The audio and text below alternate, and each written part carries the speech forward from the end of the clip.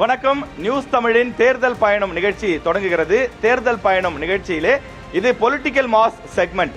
பல்வேறு சிறப்புகள் இருக்கக்கூடிய தூத்துக்குடி மாவட்டத்தில் நியூஸ் தமிழ் தேர்தல் பயணத்தில் இந்த பொலிட்டிக்கல் மாஸ் நிகழ்ச்சியை நடத்துவதில் நியூஸ் தமிழ் தொலைக்காட்சி மிகுந்த பெருமை கொள்கின்றது. நம்ம இப்ப நேரடியாக நிகழ்ச்சிக்குள் சென்று விடலாம். தேர்தல் பயணம், தேர்தல் பயணம், தேர்தல் பயணம், நியூஸ் தமிழ்.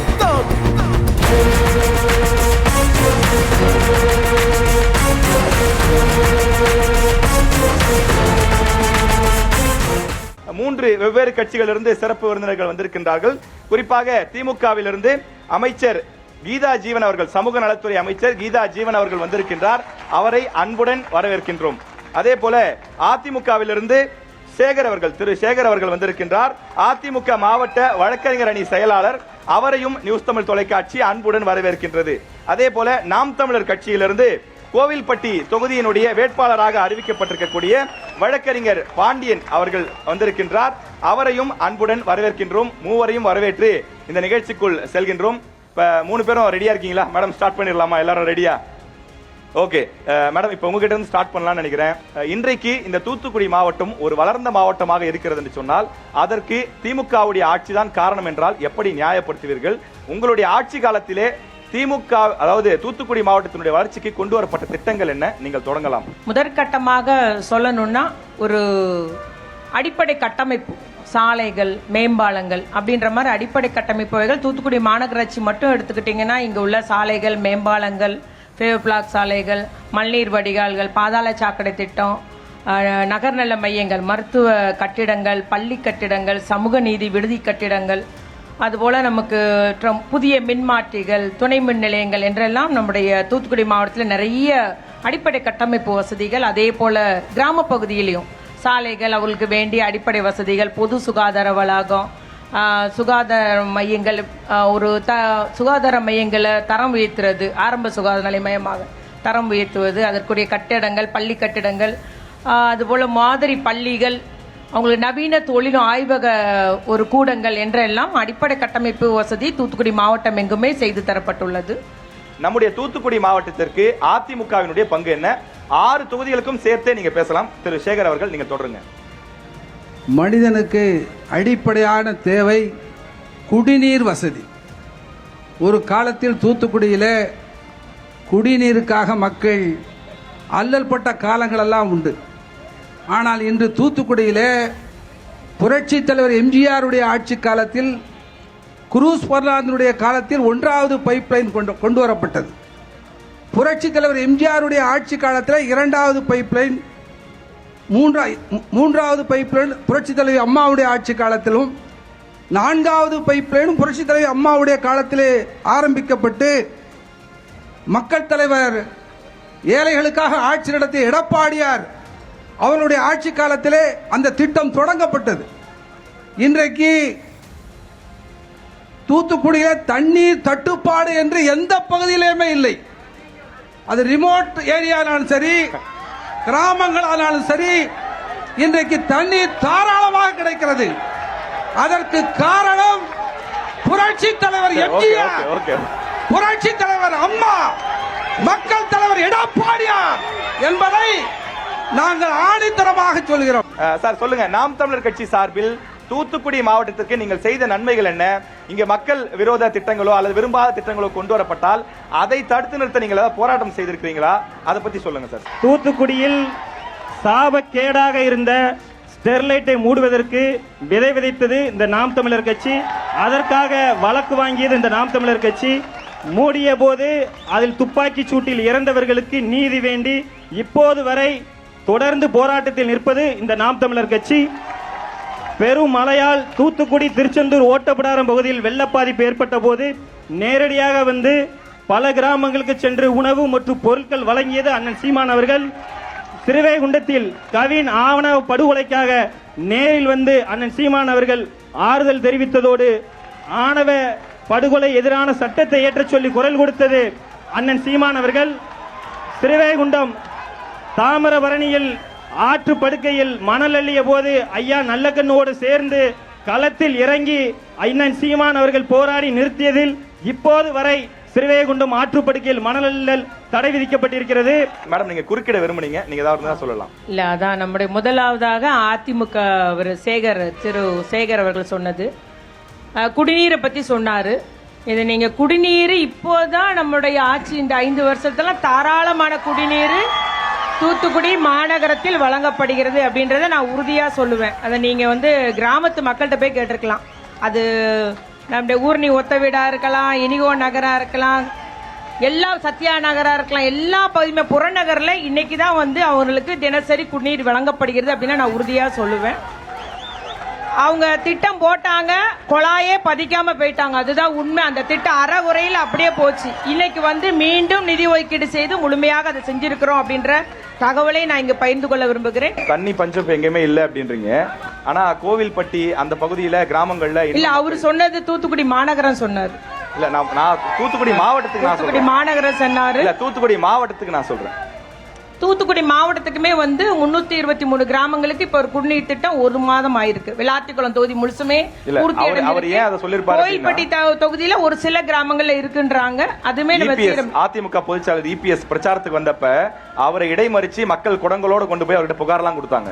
அதுக்கு அப்புறம் தாங்க அந்த விளாத்திக்குளம் ஒட்டப்படாரம் தொகுதிக்குரிய திட்டம் தொடங்கி இருக்காங்க. இன்னும் கோயில்பட்டியில ஒரு சில இடத்துல இருக்குன்றாங்க. அதுவுமே நம்ம புதிய திட்டத்து மூலம் சீர்த்து விடலாம் அப்படின்றத நான் இங்கு கூறிக்கொள்ள விரும்புகிறேன். அதுபோல பாத்தீங்கன்னா நம்ம மொத்தம் 784 கோடி ரூபாய் உட்கட்டமைப்புக்கு மாநகராட்சிக்கு மட்டுமே இந்த அரசு நிதி ஒதுக்கீடு செஞ்சிருக்குது அப்படின்றத நான் இங்கு கூறிக்கொள்ள விரும்புகிறேன். அதே போல பாத்தீங்கன்னா அவரு போராட்டம் நடத்தினதே அவர் உத்தரவு போட்ட மாதிரி பேசுறாரு. ஆட்சிக்கு வரல, ஆட்சி ஒரு அடி கொடுத்து பாருங்க அப்புறம். இல்லங்க அதெல்லாம் ஒண்ணு நியமனம் பண்ண முடியாது. அது நீங்க தேர்தல்ல போட்டியிட வேண்டியது ஒன்றும் பிரச்சனை இல்ல. அப்ப போராடத்தானே முடியும், எங்களால போராடத்தானே முடியும். போராடுற இடத்துல தான் எங்களை வச்சிருக்கீங்க. மக்கள் 12% பார்லிமெண்ட்ல கொடுத்திருக்காங்க. மக்கள் வாக்களித்து 12% வாக்குகள் இங்க கொடுத்திருக்காங்க. அண்ணன் பனைமரம் ஏறதுக்கு அழகா ஏணி வச்சு கொடுத்தாரு. நான் கூட சொன்ன சூப்பர் ஐடியாவா இருக்கு. எல்லா பனைமரத்தையும் நம்ம ஏணி வைக்கலாம் நினைச்சேன். உண்மையிலே அது மாதிரி உங்களுடைய ஒரே ஒரு கேள்விதான். பனைமரம் ஏறினாலும் கல்லை இறக்கணும் நாங்க நினைக்கிறோம். நீங்க ஆதரிக்கீங்களா எதிர்க்கீங்களா? நேரடி கேள்வி. ஆதரிக்கீங்களா இறக்கீங்களா? பணம்பால் இறக்குறது, கல் இறக்குறது நான் எதுக்குறாங்க. போதுமா? கல்ல இறக்குறது எதுக்குறாங்க. பதநீர் இறக்குறதுக்கு நல்ல ஐடியா ஏணி அமைச்சு கொடுத்தீங்கன்னு சொல்றேன். ஒரே ஒரு இந்திய அரசியலமைப்பு சட்டத்துல கல் உணவுப் பொருளா குறிப்பிட்டிருக்கு. 2020 ஒரு வழக்கு இதே ஆறுமுகம் உயர்நீதிமன்றத்தில் போடுறாரு. அப்ப நம்ம தமிழக அரசு என்ன சொல்லுதுன்னா, கல் உணவுப் பொருள் தான், ஆனால் போதைக்கான வேதிப்பொருள் கலப்பதால் அதை தடை செய்யறோம், அது போதை ஏறுதுன்னு சொல்லுது. அப்போ கலக்கப்படுற வேதிப்பொருள் தடை செய்யணுமே தவிர கல்லையும் தடை செய்யறாங்க. பணத்தொழிலாளர்களையும் பாதிக்கப்பட வைக்கிறாங்க. அப்ப பல லட்சம் பணத்தொழிலாளர்கள் பாதிக்கப்படுறாங்கல்ல. விளாத்திக்குளம், தூத்துக்குடி பல லட்சம் பேர் இங்க இருக்காங்க. அவங்களுக்கான பதில் வேணும் அப்படின்றீங்க. அதற்கான பதில் என்ன? புரியுது. இப்ப எனக்கு இந்த இடத்துல ஒரு கேள்வி இருக்கு. இப்ப என்னன்னா, நாம் தமிழர் கட்சி கல்லை ஆதரிக்கிறீங்க, கல் வேணும், உணவின் ஒரு பகுதின்னு சொல்றீங்க. இன்னொரு பக்கம் வள்ளுவரையும் நம்ம ஏத்துக்கிறோம். வள்ளுவர் தான் சொல்றாரு கல்லுண்ணாமைன்னு 10 திருக்குறள் எழுதி. சரியா சொன்னீங்க. நாங்க நம்ம வள்ளுவரையும் ஏத்துக்கிறோம், கல்லையும் ஏத்துக்கிறோம். சரிதான். வள்ளுவருடைய கொள்கைப்படி கல் குடிக்கக்கூடாது. சரி சொல்றேன். நான் என்ன சொல்றேன், நாங்க வரும்போது பணம்பால் தென்னம்பால் மாத்திக்கிறோம். பேர மாத்திட்டா போயிடுமா? இது என்னங்க இது? இல்ல பேர மாத்திட்டா போயிடுமா? நான் உங்களுக்கு போதை பொருள் பேர மாத்திட்டா கல் போதை வராம போயிடுமா? கல்லுல இறக்கக்கூடிய கலப்படம் செய்யக்கூடிய வேதை பொருளை நான் நிறுத்துறேன். கல்லு உணவுப் பொருளா மாறுது. அப்ப இந்திய அரசமைப்பு சட்டத்துக்கு எதிராக உணவு தேட உரிமையில நீங்க ஏத்து பேசுறீங்க. இல்ல வேதை பொருள் பத்தி திருவள்ளுவர் பேசல. இளமை முதலே கல்லுண்டு மயங்குபவனும் அப்படிங்கறதா இருக்கு. சரிங்களா? கல் குடிக்க கூடாது, கல் உண்ணாமை, கல் குடிச்சா என்ன மாதிரி தீமைகள் ஏற்படும் திருவள்ளுவர் விளக்குறாரு. நம்ம திருக்குறளை ஏத்துக்கிறோம், திருவள்ளுவரை மதிக்கிறோம், நம்ம நாம் தமிழர் மதிக்கிறோம். ஆனா அவர் சொல்றதே நம்ம ஏற்க மாட்டேங்கிறோமே. அப்ப ரெண்டுக்கும் முரண்பாடு இருக்குல்ல. இல்ல அதாவது நாங்க இப்ப சொல்றோம்ல, கல்லுங்கிறது பணம்பாலுங்கிற பேர்ல கொடுக்கிறோம். ஆனா கலப்படம் இல்லாம வேதிப்பொருள் இல்லாம நன்மைக்கு கொடுக்கிறோம். மேடம் இப்ப நீங்க அந்த நிறைய விஷயங்களை பத்தி பேசிட்டு இருந்தீங்க. இந்த தூத்துக்குடி சிட்டியில இருக்கக்கூடிய முக்கியமான பிரச்சனை 1ஆம் நம்பர் கேட், 2ஆம் நம்பர் கேட். அதுக்கு எப்பதான் நிரந்தர தீர்வு கொடுப்பீங்க? 1ஆம் நம்பர் கேட்டுக்கு கடந்த நம்ம அந்த ஆட்சிக்கு வரதுக்கு முன்னாடியே வாக்குறுதி கொடுத்தோம். ஏன்னா ரொம்ப நாள் பிரச்சனை அது. மேம்பாலம் வேணும், அதே மாதிரி சுரங்கப்பாதை வேணும் அப்படிங்கிறது. மேம்பாலம் போடுறதுக்கு அங்க உள்ள பொதுமக்களும் வியாபாரிகளும் பயங்கர எதிர்ப்பு போராட்டங்கள் அப்படின்னு சொல்லும்போது மக்களுடைய கருத்து அறிந்து அந்த மேம்பாலம் பணி நிறுத்தப்பட்டதுங்க. சுரங்கப்பாதை போடும்போது மேடம் என்ன பார்த்து நிதி ஒதுக்கீடு செய்து அந்த பணிகள் நிறுத்தப்பட்டது. நிதி ஒதுக்கீடு செய்து நீங்க ரெக்கார்டு எடுத்து பார்த்துக்கலாம். 1ஆம் கேட்டு 2ஆம் கேட்டு மேம்பாலம் நிதி ஒதுக்கீடு செய்து பணி நிறுத்தப்பட்டது. அதே போல பாத்தீங்கன்னா சுரங்கப்பாதை போடலான்ற ஐடியாவுக்கு வந்து இங்க அதுக்கும் நிறைய எதிர்ப்பு. ஏன்னா தூத்துக்குடியில நம்ம வந்து கீழே நம்ம சுரங்கப்பாதையில வந்து எப்போதும் நீர் கட்டு. கடம்பூர்ல இருக்கிற சுரங்கப்பாதையை மழை நேரம் உபயோகப்படுத்த முடியாது. ஃபுல்லாவே தண்ணி இதுதான் நிற்கும், தண்ணி தான் நிற்கும். அது மோட்டர் இப்போ கோயில்பட்டில் கூட சுரங்கப்பாதையில மோட்டர் தான் வச்சுட்டு இருக்கோம். அப்ப இது கடலை ஒட்டி இருக்கிற இடத்துல இது வந்து சரி வராது, சக்சஸ் ஆகாதுன்னு சொல்லிட்டு அந்த திட்டம் அப்படியே இருக்குது. இப்போ நம்ம அடுத்த கட்டம் என்ன பண்ணணும்னா 4வது கேட்ல ஒரு மேம்பாலம் போடணுன்ற ஒரு திட்டம் இருக்கு. அதுக்கு ரயில்வே துறையிலேருந்து ஃபீஸிபிள் ஸ்டடிஸ் முடிச்சாச்சு. ரயில்வே வந்து அதுக்கு ஒத்துக்கிட்டாங்க, ஆமா அதுல வேணும், டிராஃபிக் அதிகமா இருக்குன்னு சொல்லிட்டு. அதே போல ஸ்டார் ஸ்கூல் பக்கம் ஒரு நடை மேம்பாலம் வேணும். அதுபோல 2வது கேட்ல முதல் கேட்லயும் வந்து ஒரு நடை மேம்பாலம் வேணும். ஏன்னா இப்போ ட்ரெயின் வந்து கோச்சஸ் அதிகமானதுனால எப்போதும் மூடி கிடக்கிற ஒரு நிலைமை வருது 1வது கேட்ல. அப்படின்றதுக்கு நாங்க அது போல நிகிலேஷ் நகர்ல ஒரு மேம்பாலம் வேணும் அப்படின்றது இப்ப நாங்க வளர்ச்சி திட்டத்திலே சேர்த்து புரிஞ்சு. இல்ல என்னன்னா இதுல ஒரே ஒரு சின்ன குறுக்கீடு என்ன அப்படின்னா, நம்ம 2021ல வாக்குறுதி கொடுக்கும் போது என்ன நிலை இருந்ததோ அந்த நிலை அப்படியே இருக்கு. 5 வருஷத்துல முன்னேற்றமே இல்ல அப்படிங்கிற ஒரு குற்றச்சாட்டு இருக்கு. உண்மை மக்களுடைய கருத்தை அறிந்து செய்யப்பட்டது. நீங்க வந்து 2வது கேட் 1வது கேட்ல உள்ள அங்க உள்ள மக்கள் குடியிருக்கிறவங்க வியாபாரிகள்ட்ட கேட்டீங்கன்னா தெரியும், அவர்கள் இதற்கு வந்து ஒத்துழைப்பு தரவில்லை. அதனாலதான் அந்த திட்டம். சார் அதிமுக திரு சேகர் அவர்கள்கிட்ட எனக்கு ஒரு கேள்வி இருக்கு. இப்ப என்ன அப்படின்னா விவிடி சிக்னல், இப்ப அந்த சிக்னல் பத்தி மேடம் கூட பேசும்போது குறிப்பிட்டாங்க. இப்ப நம்ம பக்கத்துல தான் இருக்கு. இப்ப என்ன அப்படின்னா 2011ல மேடம் ஜெயலலிதா அவர்கள் இருந்தாங்க, முன்னாள் முதலமைச்சர். அப்போ ஒரு முறை வாக்குறுதி கொடுத்தாங்க, செய்யவே இல்லை. 2016 திரும்பவும் வந்து அதே வாக்குறுதி, செய்யவே இல்லை. ஒரு 10 ஆண்டு காலமா ஒரு முக்கியமான மேம்பாலத்தை கூட கட்டி தர முடியல அப்படின்னா நம்ம மக்களுக்கு, தூத்துக்குடி மக்களுக்கு என்ன செஞ்சிருக்கிறோம் சார்? அதாவது விவிடி மேம்பாலம் வந்து புரட்சி தலைவர் அம்மாவுடைய காலத்துல கொண்டு வரப்பட்ட திட்டம். வந்துருச்சுங்களா மேம்பாலம்? இவங்க கொண்டு வரணும். வாக்குறுதி கொடுத்தது நீங்க சார். 2 முறை வாக்குறுதி கொடுத்துருக்கீங்க. 2 முறை வாக்குறுதி கொடுத்துருக்கீங்க.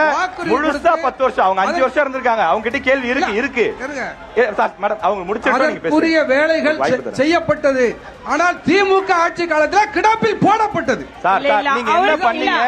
அவருக்கு அதுக்கான காரணம் தெரியும். செஞ்சீங்க, அவங்க கிடப்பில் போட்டாங்க. நாங்க என்ன செய்யறோம்னு கேக்குறீங்களா? இவங்க என்ன செஞ்சாங்க சார்? நீங்க ஏன் சார் செய்யல? அதான் கேள்வி. அவங்க செய்யலங்கிறது அதுக்கப்புறம் பார்க்கலாம். பீரியட்ல போட்டு அதுக்கு உண்டான பூர்வாங்க வேலைகள், பிளானிங், அப்ரூவல், அந்த டெக்னிக்கல் ஃபார்முலாட்டி எல்லாத்தையுமே நாங்க செஞ்சுக்கிட்டு இருந்தோம். ஆனா அதற்கு பிறகு எங்க ஆட்சிக்கு பிறகு இவங்க ஆட்சிக்கு வந்த பிறகு இந்த திட்டத்தை 5 ஆண்டு காலம் என்ன நடவடிக்கை எடுத்தார்கள்? சொல்லுங்க. இல்ல இப்ப எனக்கு என்ன கேள்வினா 5 பெருசா 10 பெருசா? நாங்க 5 பெருசா 10 பெருசா? we have done something. நாங்க அதுக்கு உண்டான பூர்வாங்க வேலைகளை செஞ்சுக்கிட்டு தான் இருந்தோம். அது ஒரு பெரிய ஃபார்மாலிட்டிஸ், அதை உடனடியா முடிக்க முடியாத திட்டத்தை. இதை வந்து அவர் வழக்கறிஞர் சேரனுக்கு தெரியும். அவர்கள் நம்முடைய உயர்நீதிமன்றத்துல, மதுரை உயர்நீதிமன்றத்துல இந்த பாலம் போடக்கூடாது என்பதற்காக ஒரு வழக்கு போட்டு வச்சிருக்கிறாங்க. இன்னும் வரைக்கும் அந்த வழக்கு நம்பர் ஆகி அது விசாரணைக்கே வரல. உங்களுக்கும் தெரியும்.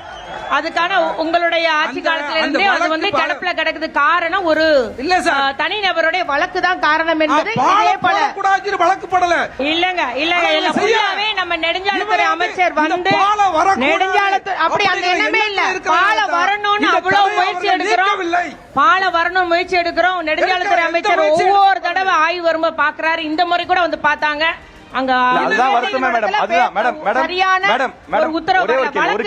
ஒரு கேள்வி. இப்ப 10 ஆண்டு காலத்து இப்ப தூத்துக்குடி மாநகர்லயே நாம எடுத்த பேட்டியில ரொம்ப முக்கியமான பாலமா அதை சொல்றாங்க. என்னை விட உங்களுக்கு எல்லாருக்குமே நல்லா தெரியும் அது எவ்வளவு முக்கியமானதுன்னு அப்படின்னு சொல்லி. அந்த 5 வருஷத்துல நம்ம செஞ்சு கொடுத்திருந்தா மக்கள் பாராட்டி இருப்பாங்க திமுக அரசு. கண்டிப்பா. ஆனா பண்ண முடியல.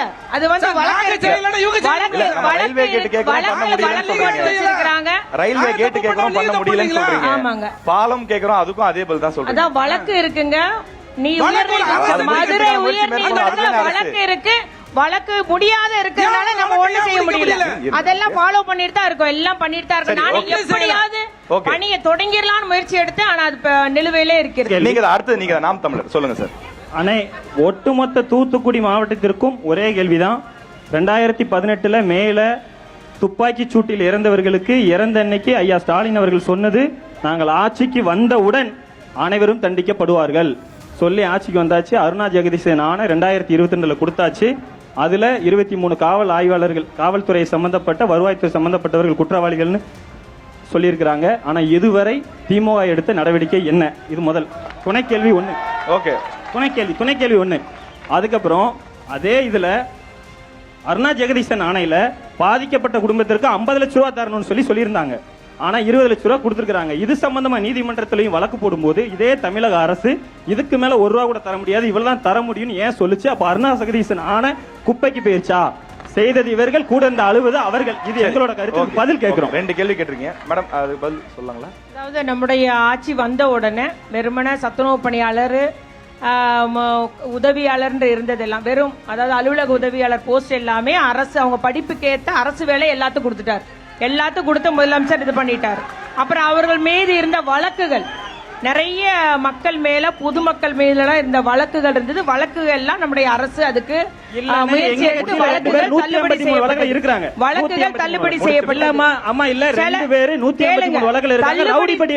தள்ளுபடி செய்ய முடியாதது வந்து நம்ம சில வழக்குகள் வந்து தள்ளுபடி செய்ய முடியாத அந்த பிரிவில் இருந்தது. அரசு ஒன்றும் செய்ய முடியல.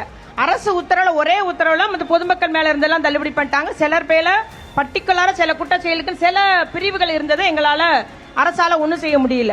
அதே போல பதவி உயர்வு கொடுத்தது ஏன்? அதே காவல்துறை ஐபிஎஸ் அதிகாரிகள் 3 பேருக்கு இவர்களே பதவி உயர்வு வழங்கியது ஏன்? அந்த கேள்வி எங்களுக்கு. அதே போல ஐபிஎஸ் அதிகாரி எல்லாம் தமிழ்நாடு தூக்கி அடிக்க முடியாது, சஸ்பெண்ட் பண்ணலாம் முடியாது. உங்களுக்கு தெரியும், ஐபிஎஸ் ஐஏஎஸ் அதிகாரி எல்லாம் ஒன்றிய அரசினுடைய கண்ட்ரோல்.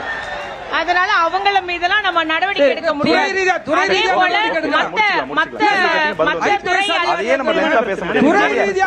நிறைய பிரச்சனை இருக்கு. தூத்துக்குடி நிறைய பிரச்சனை இருக்கு. ஏங்க துறை ரீதியான நடவடிக்கை எடுத்து அவங்க போய் ஸ்டே வாங்கி தான் இங்க வந்திருக்காங்க, போட்டு தான் இங்க இருக்காங்க.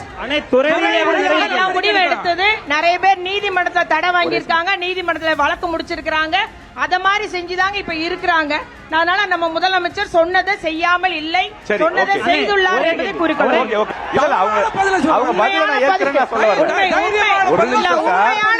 உண்மையான பதிவு எல்லாம் நீங்க ரெக்கார்டு எடுத்து பாத்துக்கலாம். உண்மையான பதிவு நீங்க ரெக்கார்டு எடுத்து பாத்துக்கலாம். 2 பேருமே கேள்வி கேட்டிருக்கீங்க. இப்ப எனக்கு தூத்துக்குடி அவங்க தைரியமா பதில் சொன்னாங்க, அக்செப்டட். தைரியமா சொன்ன பதில் தவறான பதில் இல்ல. அது உங்களுடைய கருத்து, உங்க கட்சியோட கருத்து, அவங்களுடைய அதே பதிவா இருக்கு. நீங்க இப்ப தூத்துக்குடி துப்பாக்கி சூடு எடுத்தோம்னா, ஒரு நிமிஷம் சார், ஒரு நிமிஷம். இப்ப தூத்துக்குடி துப்பாக்கி சூடு எடுத்தோம்னா அதிமுக ஆட்சி காலத்துல இருந்து எடுக்கணும். அது உங்க ஆட்சி காலத்துல தான் நடந்தது. உங்க ஆட்சி காலத்துல நடந்தது. அதை பத்தி பேச வேண்டியிருக்கும். ஓகே ஓகே, நம்ம அது மட்டுமே பேச முடியாது. 5 நிமிஷம் அதை பத்தி பேசிட்டு போதும். சரி, போதும். துப்பாக்கி சூடு துப்பாக்கி சூடு டிவில தான் பாத்துட்டு சொன்னாரு. ஒரு நிமிஷம் கேளுங்களேன் சார். துப்பாக்கி சூடே நான் டிவில தான் பார்த்தேன் சொன்னாருங்க அவங்க முதலமைச்சர். இப்ப உங்ககிட்ட எனக்கு ஒரு கேள்வி, உங்ககிட்ட ஒரு கேள்வி என்னன்னா, அண்ணன் சீமான் அவர்கள் தேர்தல் வாக்குறுதிகள் நிறைய கொடுத்திருக்காரு, உங்க கட்சியோட வாக்குறுதிகள் நிறைய கொடுத்திருக்காரு. வீட்டுக்கு ஒரு மரம் வளர்ப்போம் அப்படிங்கிற மாதிரி எல்லாருக்கும் அரசு வேலை அப்படிங்கிறாரு. அது எப்படி எல்லாருக்கும்? இப்ப இங்க ஒரு 500 பேர் இருக்காங்கன்னா 500 பேர் அரசு வேலைன்னா அது எப்படி ஏற்க முடியும்? அரசு வேலைங்கிறதுனே நாங்க விவசாயத்துல தர்றோங்கிறோம். விவசாயம் செய்யற அரசு வேலை இப்ப 100 நாள் திட்டத்துக்கு போறாங்க. அது அரசு வேலையா இல்லாம டெம்பரரி வேலையா ஆக்குதாங்க. நாங்க அரசு வேலையா ஆக்குறோம். ஏன் பிஞ்ச 100 ஏக்கர் இருக்கு, அந்த வேலையில 100 நாள் திட்டத்துக்கு உள்ளவங்களே உள்ள கூப்பிட்டு நான் வேலையை கொடுக்குறேன், நான் 300 ரூபாய் சம்பளம் தர்றேன். ஏற்கனவே தேசிய ஊர வேலை வாய்ப்புல 300 ரூபாய் தராங்க, ஒரு நாளைக்கு 600 சம்பளம் வாங்கிட்டு போகணும். நாங்க ஒரு திட்டம் வச்சிருக்கோம். இதுல என்ன தப்பு இருக்கு? ஆடு மாடு எல்லாருக்கும் அரசு வேலை அப்படிங்கிறது வந்து அது எப்படி? அரசு வேலையில இருந்தா தான் கௌரவம் நமக்குள்ள ஒண்ணு ஓடிட்டு இருக்குல்ல. ஓகே, அரசு வேலையில இருந்தா பெரிய கௌரவம் நினைக்கிறோம்ல. அப்ப எல்லாரும் அரசு வேலையா இருந்தா என்ன தவறுன்னு கேக்குறேன். படிக்காதவங்க அரசு வேலைக்கு வரக்கூடாதா? வர போறது இல்ல, அதனால என்னனாலும் சொல்லுவாங்க. நீங்க அதை பத்தி கேட்கவே வேண்டியதில்ல. சரி, ஓகே. நிர்வாகத்துல இருந்தாதான் முடியுமா முடியாதுன்னு தெரியும். ஆட்சிக்கு வந்திருக்கவங்க சரியா செஞ்சிருந்தா நாங்க வந்திருக்கவே மாட்டோமே. அவங்க சரியில்லைங்க போய் தான் நாங்க வர வேண்டிய கட்டாயம் வந்துருச்சு. சரி, ஓகே. சரி, இப்ப இன்னும் ஒரு கேள்வி இருக்கு. நாம் தமிழ்கிட்ட ஒரு கேள்வி இருக்கு. இப்ப நீங்க 5 தலைநகரம்ன்றீங்க, அது எப்படி? அது புரியலையே. ஆமா, அது வந்து 5மே வந்து மொத்த தலைநகரமா சொல்லல. ஒரு மாநிலத்துக்கு எப்படி 5 தலைநகரம்? இல்ல இருந்தா என்ன, நாங்க தலைநகரம் மொத்தமாவே இது வந்து தலைநகரம்னா கன்னியாகுமரியே ஒரு தலைநகரம் சொல்றோம், சுற்றுலா தலத்துக்கான தலைநகரா சொல்றோம். திருச்சி மொத்தத்துக்கான மையப்பகுதி திருச்சி, அதனால அது ஒரு தலைநகரா இருக்குன்னு சொல்றோம். தொழில் வளர்ச்சி கோயம்புத்தூர் நல்லா இருக்கு, அதனால கோயம்புத்தூர்ல இருக்கணும். ஆனா தலைநகர்னா எல்லாருமே மொத்தமா ஒரு இடத்துல கூவக்கூடிய ஒரு தலைநகரா இல்லாம தொழில் வளர்ச்சியை பொறுத்து நாங்க 5 பிரிக்கணும்னு சொல்றோம். இதுல என்ன தவறு இருக்குன்னு? சரி ஓகே, நான் தவறுன்னு நான் சொல்ல, அதுக்கான விளக்கம் தான் கேட்கறேன். தப்புன்னு நான் எங்கேயுமே சொல்ல என் வார்த்தையில. இப்ப அதிமுகவுக்கு அண்ணனுக்கு ஒரு கேள்வி இருக்கு. என்ன அப்படின்னா, முக்கியமான கேள்வி என்ன அப்படின்னா, தூத்துக்குடி மணியாச்சி சாலை, தூத்துக்குடி மணியாச்சி சாலை, அந்த சாலை வந்து பாத்தீங்கன்னா கிட்டத்தட்ட 26 கிலோமீட்டர். ஒரு 15 ஆண்டு கால கோரிக்கை அது. இப்ப அடிக்கல் நாட்டி இருக்கிறாங்க, ஓகே. ஆனா நம்மளுடைய ஆட்சி காலத்திலேயே 2 முறை வாக்குறுதி கொடுத்திருக்கோம். பதில் நீங்க தான் சொல்லணும். அதாவது சார், அதுக்கு திட்டங்கள் தயார் செய்யப்பட்டது. எப்போ அது நடந்து கொண்டிருந்த திட்டங்கள் தயார் செய்யப்பட்டு, அதான் எப்போ திமுக வந்து நிறுத்திட்டாங்களா? அதாவது சார், ஒண்ணு தெரிஞ்சுக்கோங்க, அனைத்து திட்டங்களும் நீங்களே ஒத்துக்கிட்டீங்க. இந்த திட்டமும் புரட்சி தலைவர் எடப்பாடியாருடைய ஆட்சி காலத்தில் ஆரம்பிக்கப்பட்டது. நீங்களே ஒத்துக்கிட்டீங்க. நான் ஒத்துக்கல. சொன்னீங்களே, செஞ்சீங்களா தான் கேட்டேன். கொண்டு வந்தது யாரு? நீங்க சொன்னீங்க, கொண்டு வரதா சொன்னீங்க. ஆனா அடிக்கல் கூட போட்டீங்களான்னு தெரியல. இல்லங்கறாங்க மக்கள். போட்டிருக்கீங்கன்னா எந்த தேதியில நீங்க சொல்லிடுங்க, நான் பதிவு பண்ணிடுறேன். ஆட்சி மாற்றம் ஏற்பட்ட பிறகு இவங்க ஆட்சி காலத்துல வந்து இல்ல சார், அடிக்கலையா நாட்டுல முன்னாள் முதலமைச்சர் அம்மா ஜெயலலிதா அவர்கள் சொன்ன பிறகு அதற்குள்ள ஸ்கீம் எல்லாம் போட்டு ஃபண்ட்ஸ், அதுக்கு நிறைய ஸ்கீம் அமைச்சருக்கு தெரியும். ஒரு ஸ்கீமை சொன்னா அதை நடைமுறைப்படுத்துவதற்கு என்னென்ன ஃபார்மாலிட்டிஸ் ஃபாலோ பண்ணணும் தெரியும். அதை செய்து கொண்டிருக்கின்ற பொழுது, அதாவது இந்த ஊர்ல ஒரு பழமொழி சொல்லுவாங்க, மருமக உடைச்சா பொன் குடம், அந்த மாதிரி இருக்கு நீங்க சொல்றது. 2016ல ஒரே ஒரு கேள்வி கேட்டுட்டாங்க, போயிடுறேன். 2016ல நம்ம அம்மா அறிவிக்கிறாங்க. என்ன அறிவிக்கிறாங்க? நாங்க இந்த சாலையை கொண்டு வருவோம், இதை கொண்டு வந்தா அந்த ரயில்வே ஸ்டேஷன் போறதுக்கு மக்களுக்கு பயன்படும், சுத்தி ஒரு 22 கிராமம் இருக்கிறதா சொல்றாங்க, அந்த மக்களுக்கும் சேர்த்து பயன்படும்னு சொல்லி வாக்குறுதியா கொடுக்குறாங்க. 2016ல தூத்துக்குடி மாவட்ட மக்கள் இரட்டை இலைக்கு வாக்களிச்சிங்க அப்படின்னா இந்த சாலையை நாங்க கொண்டு வரோம், தூத்துக்குடி மணியாச்சி சாலையை கொண்டு வரோம்னு சொல்லி சொல்றாங்க. ஆனா முழுசா 5 வருஷம் ஆட்சியில இருந்த நாம அதை செஞ்சு கொடுக்கல. அதற்கு உண்டான வேலையை ஆரம்பிக்க அடிக்கலாவது நாட்டி இருந்தீங்கன்னா குறைஞ்சபட்சம் கிளைம் பண்ணலாம். அடிக்கல் நாட்டுறது இவங்க ஆட்சியில பாதி அடிக்கல் நாங்க நாட்டுல இருந்து திரும்ப அது நட்டுறாங்க. இப்ப அடிக்கல ஏற்கனவே நாங்க செய்து முடித்த வேலைக்கெல்லாம் நீங்க அடிக்கல் சொன்ன உடனே நாங்க செஞ்ச எல்லா வேலைக்கும் அதுக்கு மேல முடிஞ்ச பிறகு அடிக்கல் நாட்டுறதுதான் திமுகவுடைய வேலை. 2010ஆம் ஆண்டு இந்த திட்டம் தொடங்கப்பட்டதுங்க. அப்பவே நில எடுப்பு எவ்வளவு அகலம் ஆய்வு எடுக்கப்பட்டது, ஆட்சி மாற்றம் ஏற்பட்டது. இவங்க அதுல அறிவிச்சு காலதாமதம் பண்ணிட்டே வந்தாங்க. இப்பொழுது மீண்டும் நிதி ஒதுக்கீடு செய்து அந்த திட்டம் இப்ப மீண்டும் அடிக்கல் நாட்டப்பட்டிருக்குது. கடந்த மாதம் நம்முடைய எம்பி அவர்கள் அடிக்கல் நாட்டியதான் உண்மை. மேடம் சொன்னதுல ஒரு கேள்வி, 2010 யாருடைய ஆட்சி? திமுகவுடைய ஆட்சி. ஐயா கலைஞர் வந்து அப்ப இருந்தாரு. கலைஞருடைய ஆட்சி காலத்துல அடிக்கல் நாட்டிட்டாங்க. சரி, 10 ஆண்டு காலம் அதிமுக தான் செய்யல, ஓகே. நம்ம ஆட்சி வந்த உடனே செஞ்சிருக்கலாம் இல்ல? அதுல என்ன நடைமுறை சிக்கல் மேடம்? இல்ல, அதுல வந்து என்னன்னா கொஞ்சம் ரோடு வந்து இடம் எடுக்கப்படாம இருந்தது, நிலம் எடுக்கப்படல. அவங்க நிலம் நிறைய எடுத்து கொடுத்துட்டாங்க. இல்ல, அவங்க நிலம் நிறைய எடுத்து கொடுத்துட்டாங்க, எடுக்கப்படல. மாப்பிள்ளையூர்னி விளக்குல இருந்து வேற மாதிரி ஒரு ரூட் போட்டு வச்சிருந்தாங்க. அதனால நம்ம வந்து அந்த நேரே ஸ்டெர்லைட் அதுக்கு எதிர்த்தாப்புல இருக்குல்ல, அந்த இடத்துக்கும் நம்மளுடைய ஆர்வர் பைபாஸ்க்கு லிங்க் கொடுத்து அந்த ரோடை எடுக்கணும்னு சொல்லிட்டு மாத்தி எடுத்து இது பண்ணிட்டு இப்ப அப்ரூவல் ஆகி வந்திருக்கு. அதுதான் உண்மை. சரி, ஓகே. பாண்டி, நீங்க ஏதோ குறுக்கிட நினைச்சீங்க, என்ன சொல்லுங்க? சுகாதாரத்துல சிறந்து விளங்குறேன்னு சொல்றாங்க. மத்திய அரசுல சொன்னாங்க வீட்டுக்கு ஒரு கழிவறை, ஊருக்கு ஒரு கழிவறை இருந்திருந்தா வேடநத்த மாணவி இன்னைக்கு இறந்திருக்குமா? இதுக்கு மட்டும் பதில் சொல்லுங்க. ஊருக்கு ஒரு கழிவறை, ஊருக்கு 2017ஆம் ஆண்டு திட்டத்துல வேடநத்தத்துல அவங்க வீட்டுல டாய்லெட் கட்டி கொடுக்கப்பட்டிருக்கு. அது உங்களுடைய அதிமுக ஆட்சியில கட்டி கொடுக்கப்பட்டிருக்குது. அவங்க அதை உபயோகப்படுத்தல.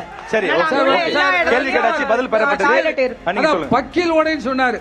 இந்த டீம் அப்படியே போய் பக்கில் ஓடைய பாருங்க. பக்கில தண்ணி ஓடுதா குப்பை இருக்கான்னு பாருங்க. சரியா கேக்குறாங்க. அவ்வளவு பக்கில் ஓட முழுதும் குப்பையா இருக்கு. நம்ம ஆட்சியில பக்கில் ஓடல, தண்ணி ஓடல சார். நம்ம ஆட்சியில அதுவும் நல்ல கேள்வி. நம்ம ஆட்சியில தண்ணியா? கேள்விதான். இல்ல, நம்ம ஆட்சியில சுத்தமான தண்ணி போச்சா? மக்கள் தெளிவா இருந்துச்சு.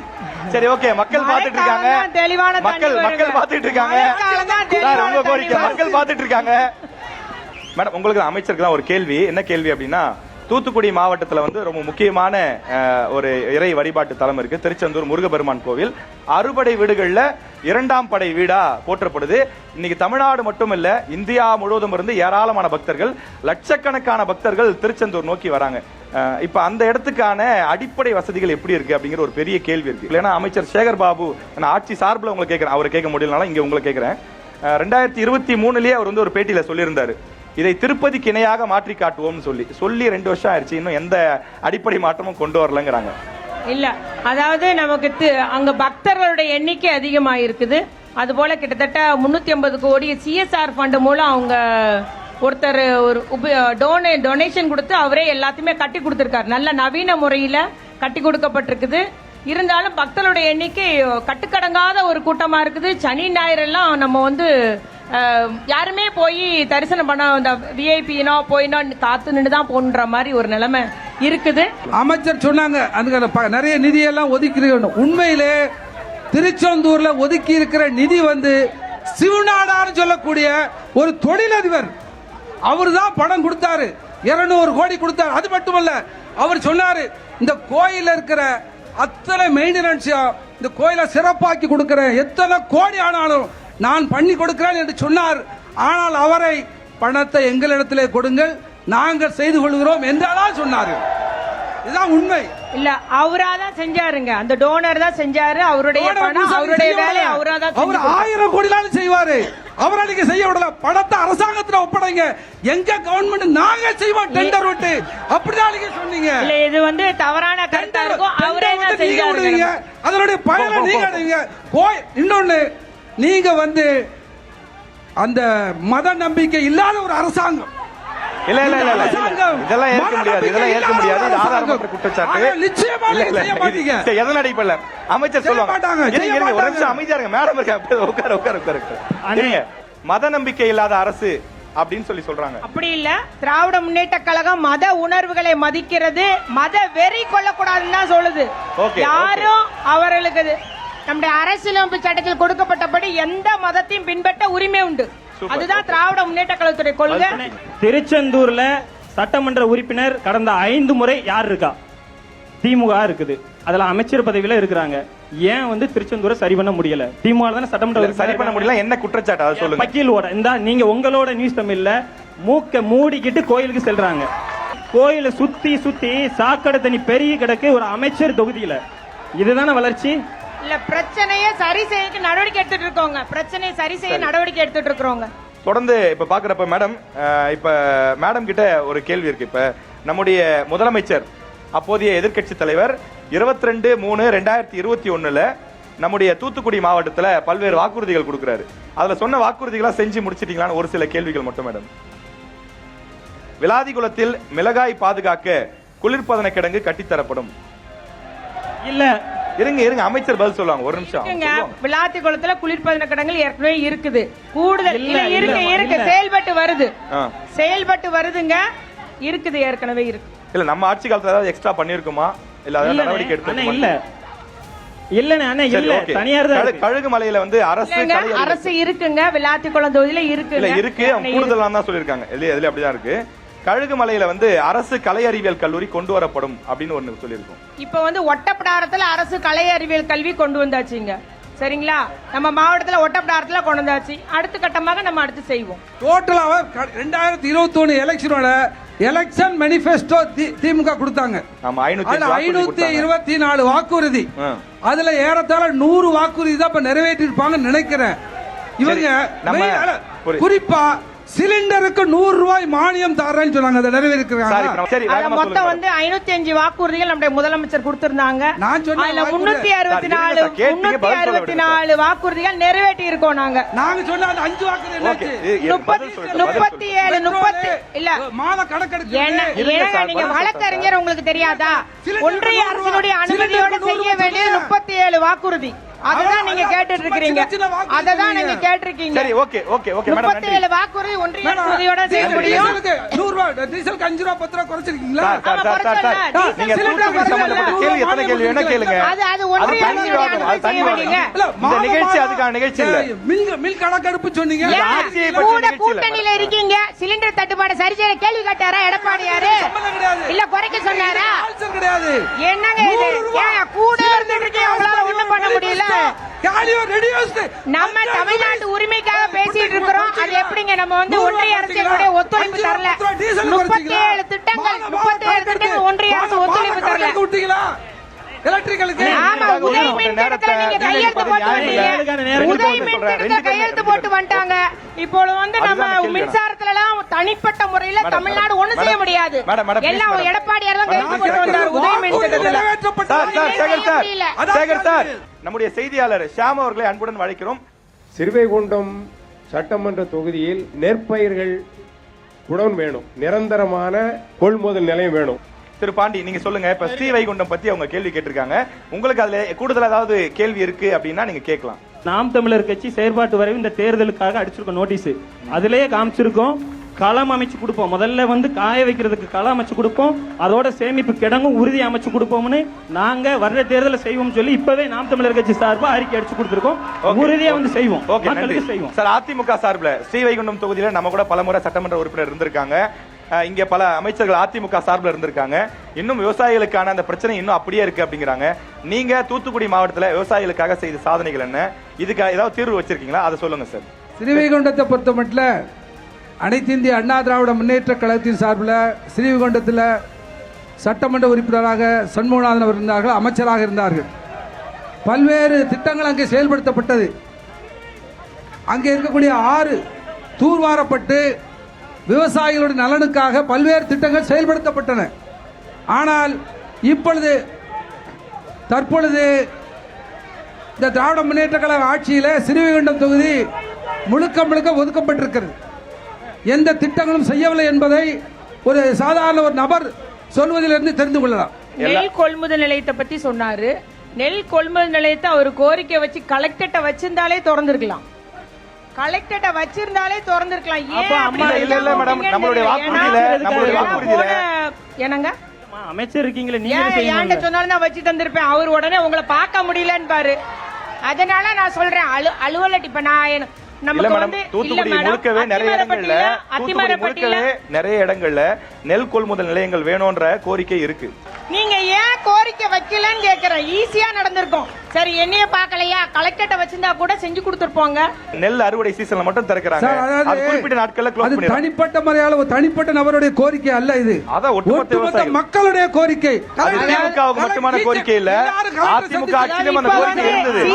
இப்ப வந்து சீசனலா இருக்கு. உங்களுக்கு சீசனுக்கு மட்டும் திறக்காங்க, நிரந்தரமா அமைச்சர் இருக்காங்க. சரிங்க, ஒண்ணும் பிரச்சனை இல்லங்க. செய்யக்கூடியதா ஒண்ணும் பிரச்சனை இல்லங்க, செஞ்சிரலாம். Okay, thank you madam, thank you so much. வீட்டுக்கெல்லாம் வெளியேற்றுகின்ற தீப்பெட்டியை தயாரிக்கின்ற தீப்பெட்டி உற்பத்தியாளர் நான். சமீப காலமாக சைனா சிகரெட் லைட்டர் வந்தது. அதுக்கு முதலமைச்சர் நடவடிக்கை எடுத்தாங்க. மத்திய அரசும் அதுக்கு வந்து தடை வச்சுட்டாங்க. இப்போ இந்தியாவிலே பிளாஸ்டிக் சிகரெட் லைட்டர் தயாரிக்கப்படுகிறது.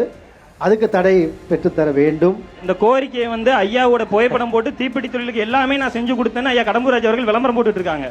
ஆனா இதெல்லாம் இன்னும் நிறைவேற்றலன்னு சொல்லி ஐயா வந்து சொல்லும் போதே எங்களுக்கு சந்தோஷம். ஏன்னா கடம்பூராஜ் ஐயா செஞ்சு கொடுக்கலன்னு தெரிஞ்சுக்கிறோம். அதை நாம் தமிழர் ஆட்சியில வந்து உறுதியா செஞ்சு கொடுப்போம். இந்த ஆட்சியும் அந்த ஆட்சியும் செய்யாது. நாம் தமிழர் ஆட்சி ஐயாவுக்கு உறுதியா ஒத்துழைப்பா இருக்கும். தீப்பெட்டி தொழிலுக்கு மிகப்பெரிய அளவில் சப்போர்ட்டா ஐயாவுக்கு நாங்க இருப்போம். எங்களோட பிள்ளைகள் உறுதியா இருப்போம் நம்புறோம். Okay sir, okay sir. AIADMK நீங்க சொல்லுங்க சார். கடம்பூர் ராஜு அவர்கள் செஞ்சு கொடுக்கணும் உங்க மேலே சேர்த்து குற்றச்சாட்டு சொல்றாரு. அதாவது ஒரு 2 நாளைக்கு முன்னால பத்திரிகைகளில் பார்த்தீங்கன்னு சொன்னால் மத்திய அமைச்சரையும் சந்தித்து கடம்பூர் ராஜ் இதற்கு சரியான நடவடிக்கை எடுக்க வேண்டும் என்று வேண்டுகோள் விடுத்திருக்கிறார். ஆகவே நிச்சயமாக அவருடைய வாயாலேயே அனைத்து இந்திய அண்ணா திராவிட முன்னேற்ற கழகத்தினுடைய சட்டமன்ற உறுப்பினர் முன்னாள் அமைச்சர் கடம்பூர் ராஜ் அவர்கள் இது சம்பந்தமாக முறையான நடவடிக்கை எடுத்துக் கொண்டிருக்கிறார், எடுத்து வருகிறார். இனி வரும் காலத்தில் புரட்சி தலைவர் எடப்பாடியாருடைய தலைமையில்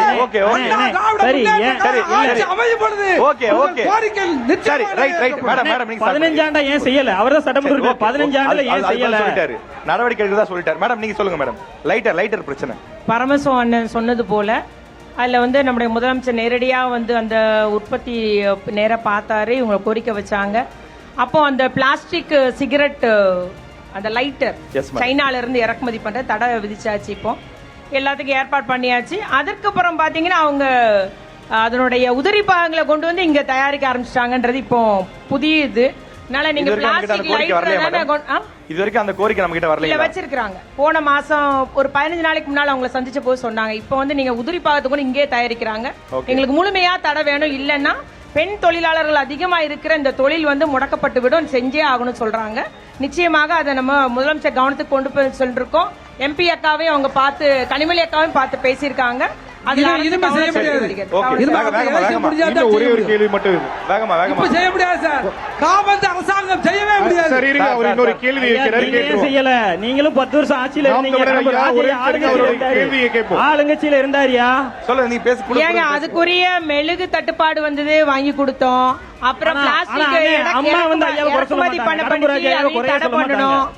இப்பொழுது 3வது கோரிக்கை, அதையுமே அது அடுத்தடுத்த கடத்துக்கு அந்த தொழிலை வந்து கொண்டு போயிட்டு வர்றாங்க. அதுக்குமே கோவில்பட்டி அரசு செய்யும் நகரம் நிச்சயம். மாவட்டமாக அறிவிக்க வேண்டும். அது மாண்புமிகு அமைச்சர் அவர்கள் நினைத்தால் முடியும். இந்த அது கேள்விக்கு ஆவண பாண்டி ரொம்ப செய்திகளா? சுறுசுறுப்பா தயாராகிறாரு. ஆமா, அது ஆமா. ஏன்னு எனக்கு தெரியும். அதான். தெரியுமே. கோவில்பட்டியில முதல்ல நம்ம சொல்ற செயற்பாட்டு வரைவு கோவில்பட்டி தனி மாவட்டம், கழுவுமலை யூனியன், கோவில்பட்டி மாநகராட்சி, கழுவுமலை தாலுகா, கயத்தார் நகராட்சி, காமநாயக்கம்பட்டி பேரூராட்சி. இது நாம் தமிழர் ஆட்சியின் கனவு. வர ஆட்சி நம்ம உட்கார்ந்து செய்யறோம். சரி, ரைட் ரைட். தனி சரி, ஓகே. சார், தனி மாவட்டத்திற்கு கடம்பூர் ராஜ் அமைச்சரா இருக்கும்போது எல்லா நடவடிக்கையும் எடுத்துட்டாரு. 75% எல்லாம் முடிஞ்சு போச்சு. இனி அதிமுக ஆட்சி வரும்போது மாவட்டமாக அறிவிக்கப்படும். அதிமுக ஆட்சி காலத்துல தான் 5 மாவட்டம் பிரிச்சிங்க. கோவில்பட்டியும் தலைமையிடமா வச்சு ஒரு மாவட்டத்தை பிரிச்சிருந்தீங்கன்னா தூத்துக்குடி மக்கள் உங்களை கொண்டாடி இருப்பாங்க. ப்ரொபோசல் கொடுத்தாச்சு. பிரிச்சிருக்கலாமே, 5 மாவட்டத்தை பிரிச்சீங்கல்ல. திருப்பத்தூர் நீங்க தான் பிரிச்சீங்க. ஒரு மாவட்டத்தை பிரிக்கிறது சாதாரண விஷயம் கிடையாது. அது நிறைய, அதெல்லாம் உங்களுக்கு தெரியும். 5 மாவட்டத்தை அனாவசியமா பண்ணீங்க. சடங்கு பிரிக்க முடியாது.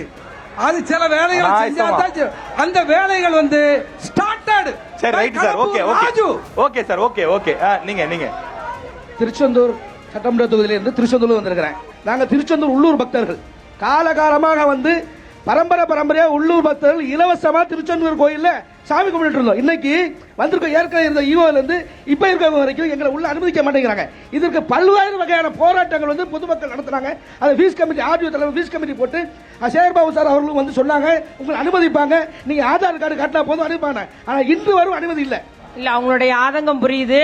காலகாலமா காலையிலே கடல்ல குளிச்சுட்டு முருகனை போய் தரிசிட்டு தான் வெளியே போவாங்க. அந்த மாதிரி இருந்த ஊரு. இப்போ எங்களுக்கு இந்த இது அமைச்சர் சொல்லியும் செய்யலன்றாங்க. நிச்சயமா நான் உங்களுக்கு அதை பேசுறேங்க.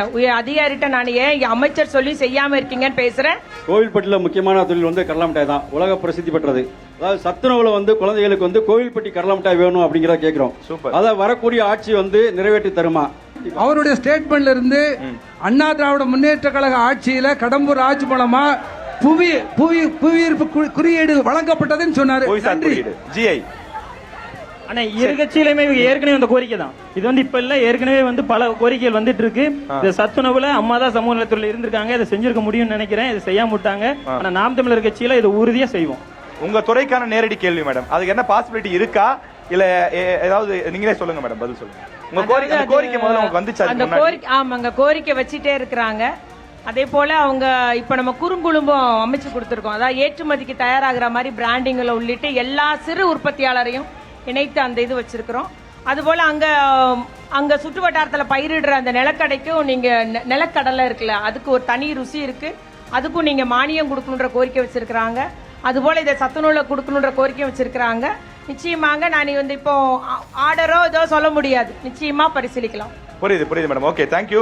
உலகத்திலேயே எங்கும் இல்லாத அளவுக்கு ஒரே பகுதி 1 கிலோமீட்டர் சுற்றளவுல 3 அனல் மின் நிலையங்கள் இருக்கு.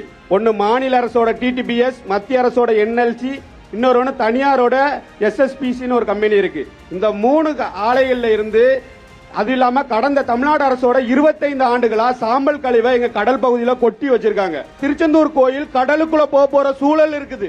இன்னைக்கு அங்க நடக்கிற மணல் அரிப்பால அந்த கோயில் உள்ள போகுது. அதற்கும் காரணம் அங்க கல்லாமொழியில நீங்க வச்சிருக்க அனல் மின் நிலையம். இது குறித்து உங்கள் பார்வை என்ன? அதுதான் நாம் தமிழர். அதாவது கடலை பொறுத்தளவுல அரிப்புக்கு இந்த தூண்டில் பாலம் கூட ஒரு காரணமா இருக்கு. அங்கங்க வந்து சரியா பொறியியல போடாம எங்கேயாவது ஒரு அதிகம் போட்டுருக்காங்க. வீரபாண்டிய பட்டினம் போட்டிருக்காங்க. பல கோடி செலவழிச்சிருக்காங்க.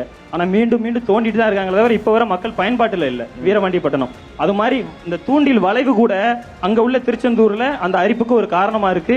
இந்த நாம் தமிழர் கட்சி இந்த கோரிக்கையில வைக்கிற இடங்கள்ல இருக்கிறதுனால தான் செய்யறோம். நாளைக்கு ஆட்சியில வந்தா இதுதான் உறுதியா நிறைவேற்றும்னு சொல்றேன். அவர் சொல்லக்கூடியது வந்து அனைத்து இந்திய அண்ணா திராவிட முன்னேற்ற கழக ஆட்சியில தான் அந்த அனல் மின் நிலையம்லாம் கொண்டு வரப்பட்டது. அதனால வந்து பல ஆயிரக்கணக்கான மக்கள், லட்சக்கணக்கான மக்கள் பலன் பெற்று வருகிறார்கள். இவர் சொல்லக்கூடிய அந்த கடல்ல கொட்டக்கூடிய அந்த ஆஸ் அதையெல்லாம் முறையா டெண்டர் விட்டு வெளியேற்றிக்கிட்டு தான் இருக்கிறாங்க. நான் எங்க பீரியட் இருக்கும்போது அப்படித்தான் பண்ணிக்கிட்டு இருந்தோம். அதனால அதுல எந்த பிரச்சனையும் கிடையாது. அது வந்து பாதிக்கப்படும் பொழுது அதுக்கு முறையான நடவடிக்கையில் அந்த அனல் மின் நிலையத்தில் எடுக்கப்பட வேண்டும். அதில் இந்த மாற்று கருத்து இல்லை. சரி, ஓகே மேடம், நீங்க சொல்லுங்க மேடம்.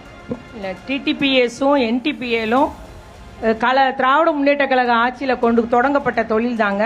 நீங்கள் சொல்கிற மாதிரி டிடிபிஎஸ்ல வந்து அங்கே கொட்டப்பட்டது வந்து இப்போ 5 ஆண்டுலையோ கொட்டப்பட்டது அல்ல.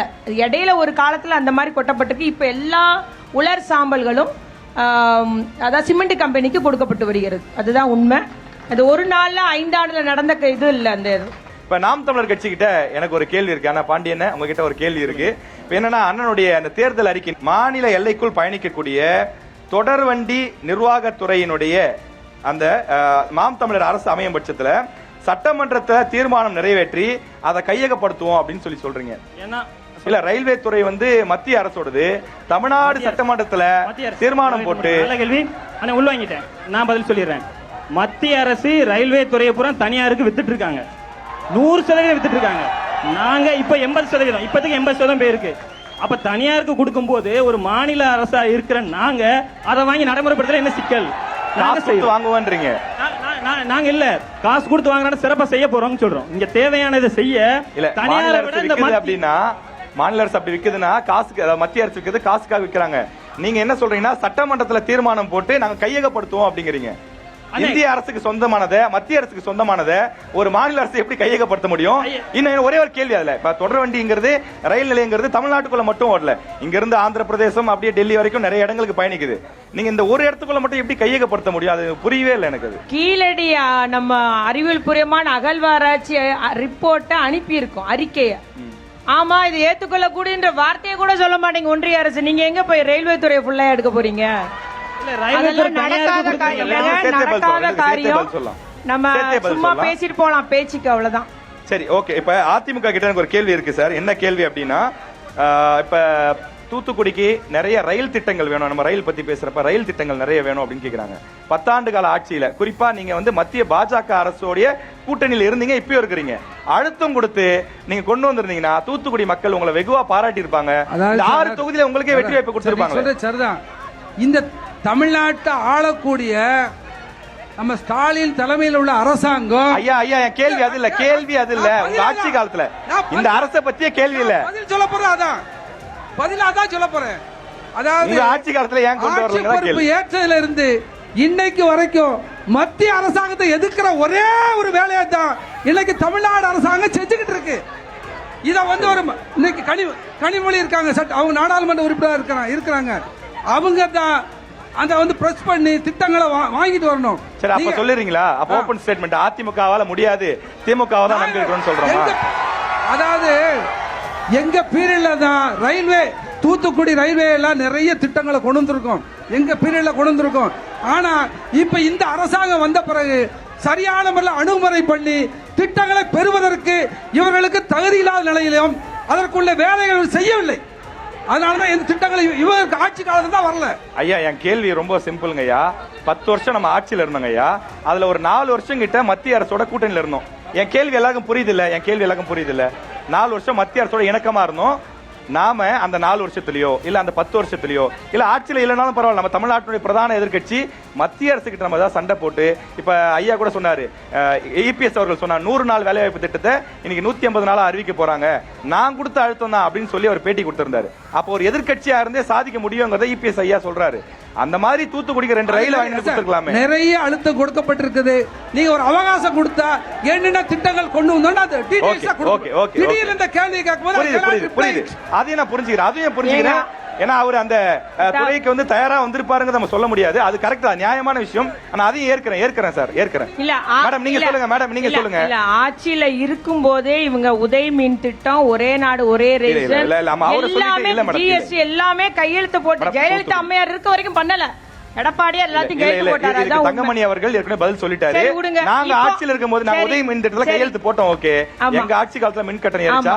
நீங்க வந்து தான் ஏத்துனீங்க அப்படின்னு அவர் கேக்குறாரு. இப்போ எங்க ஏத்தி இருக்குங்க? பொய்யான ஆட்சி காலத்துல 4 முறை இருக்கு. திமுக ஆட்சி காலத்துல மின் கட்டணம் 4 முறை ஏறி இல்லங்க. நீங்க மாத இது கட்டணம் கொடுக்கிறதுக்கு எல்லாத்துக்குமே எப்படி கல்வி நிதி தரலையோ அது போல சொல்றீங்களா? இல்லங்க, எல்லாத்துக்குமே அனுமதி வாங்கி தான் செய்ய வேண்டியது. 2021ல இருந்து 25 வரைக்கும் 4 முறை தமிழ்நாட்டுல மின்சார கட்டணம் ஏறி இருக்கு. ஆமாவா இல்லையா? இப்ப நமக்கு 2 முறை தொடர்ந்து நாடாளுமன்ற தேர்தலில் தூத்துக்குடிக்கு ஒரே நிமிஷம் நம்ம கட்சிக்கு தான் வெற்றி பெற வைக்கிறாங்க. கனிமொழி மேடம் தான் தொடர்ந்து வெற்றி பெறாங்க. இங்க இருக்கக்கூடிய 6 சட்டமன்ற தொகுதிகளிலும் அதிகமான சட்டமன்ற தொகுதியை திமுக தான் வெற்றி பெற்றிருக்கீங்க. சில மாவட்டங்களுக்கெல்லாம் பாத்தீங்கன்னா அமைச்சர்களே இல்லை. ஆனா தூத்துக்குடிக்கு 2 அமைச்சர் கொடுத்திருக்காங்க. அப்படி இருக்கும்போது நீங்க இன்னும் கூடுதலான திட்டங்களை கொண்டு வந்திருந்தீங்கன்னா மக்கள் உங்களை பாராட்டுவாங்கல்ல. அப்ப ரயில்களை இங்க கூடுதலா கொண்டு வர்றதுக்கு அது மாநில அரசினுடைய கோயில்பட்டியில வந்தே பாரத் நின்னு போகணுன்ற கோரிக்கை வச்சாங்க எம்பி அக்கா, அதை வாங்கி தந்திருக்கிறாங்க. அதே போல வந்து இஎஸ்ஐ மருத்துவமனை 2008 அடிக்கல் நாட்டினது. அப்புறம் அப்படியே 10 வருஷம் கிடப்புல வச்சிருந்தாங்க. இன்னைக்கு எங்க ஆட்சி வந்த அப்புறம் தான் வேகப்படுத்தி இஎஸ்ஐ ஆஸ்பத்திரி முடிகிற கட்டத்துல இருக்கு. அது நம்முடைய கனிமொழி அக்கா எம்பி பண்ணதுதான்.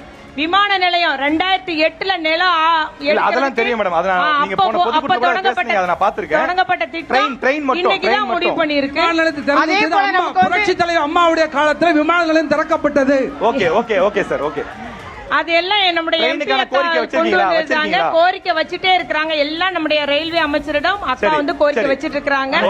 ஆறாமுகமா ஒன்றிய அரசு இருக்கு. அவ்வளவுதாங்க. நாம் தமிழர் நீங்க சொல்லுங்க சார். அதாவது வந்து நேற்று சொன்னது வந்து மொழிக் கொள்கையை பத்தி கேட்டிருந்தீங்க. நான் ஒரே ஒரு பதில் சொல்லிக்கிறேன். தமிழ் பயிற்று மொழியாகவும் ஆங்கிலம் கட்டாய பாடமொழியாகவும் உலகின் அனைத்து மொழிகளும் விருப்ப மொழியாகவும் பயிற்றுவிக்கப்படும் ஒரு மொழி கொள்கையை பின்பற்றப்படும்.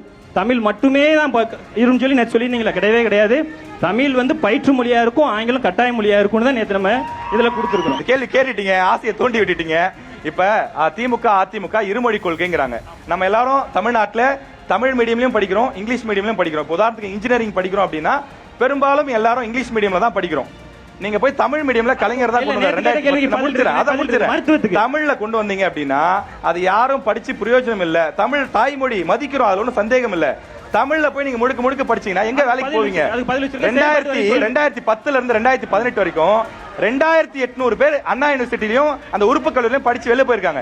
200 பேருக்கு தான் வேலை கிடைச்சிருக்கு. படித்தவர்களுக்கு யாருமே எடுக்கிறது இல்ல. கோர்ட்டே மூடிட்டாங்க. படித்தவர்களுக்கு வேலை கொடுக்க வேண்டியது அரசு கொடுக்கல. நேத்து கேட்ட மருத்துவத்துக்கு அவங்க எல்லாருக்கும் வேலை கொடுக்க முடியும். தமிழ்ல படிச்சவங்களுக்கு வேலை கொடுக்கல என்ன செய்ய? அவங்க படிக்கிறது எப்படி உருவாக்கி தர முடியும்? நீ தமிழ்ல படிச்சிட்டு வந்திருக்கீங்க. நீங்க எல்லா உலக நாடுகளும் இங்கிலீஷ் இப்ப ஜப்பான் இப்போ ஒரு லேத் மிஷின் எடுத்துப்போம். அதே உதாரணம் எடுத்துப்போம். ஒரு ஆபரேட்டர் வராரு, அவர் வேற நாட்டுல இருந்து வராரு. அவருக்கு எப்படி கம்யூனிகேட் பண்ணுவீங்க? இதுக்கான பார்ட்ஸ் எல்லாம் இல்ல. நான் பொறியியல சொல்லல, எங்க செயற்பாட்டுல நாங்க மருத்துவத்தை சொல்லியிருக்கோம். சித்த மருத்துவத்துல இல்லங்க, பொறியியல் மற்றும் மருத்துவத்துறையோட எல்லா அந்த பாட படிப்புகளுமே தமிழாக்கம் பண்ணி செஞ்சிருக்காருங்க நம்முடைய முதலமைச்சர். இல்லன்னு தான் என்ன சொல்றாங்க, ரிலீஸ் பண்ணிருக்கு. அத முழுசா பண்ண முடியல. இந்த சுற்று என்ன அப்படின்னா, நீங்கள் இந்த தொகுதி மக்களுக்கு அல்லது இந்த மாவட்ட மக்களுக்கு கொடுக்கக்கூடிய வாக்குறுதி என்ன அப்படிங்கறத சொல்லி நம்ம முடிச்சுக்கலாம். முதல்ல நான் நாம் தமிழர் கட்சியிலிருந்து ஆரம்பிக்கலாம் அப்படின்னு நினைக்கிறேன். அண்ணன் சொன்னது போல மருத்துவம், கல்வி, தூய குடிநீர் இதை உறுதியா இந்த தொகுதி முழுவதும் மாவட்டம் முழுவதும் உறுதியா செய்து கொடுப்போம். அந்தந்த பகுதிகளை ஒவ்வொரு செயற்பாட்டு வரை நாம் தமிழர் கட்சி உறுதியா மக்கள்கிட்ட வந்து சேர்ப்போம். அதிமுக சார்பில் அதே மாதிரி சுருக்கமா அழகா வேகமா முடிச்சிடலாங்க ஐயா. என்ன வாக்குறுதி நம்ம கொடுக்கிறோம்? நாங்கள் இந்த தூத்துக்குடியை குறிப்பாக மாணவர்கள் மத்தியில் இருக்கிற போதை இல்லாத ஒரு நகராக தூத்துக்குடியை மாற்றுவோம்.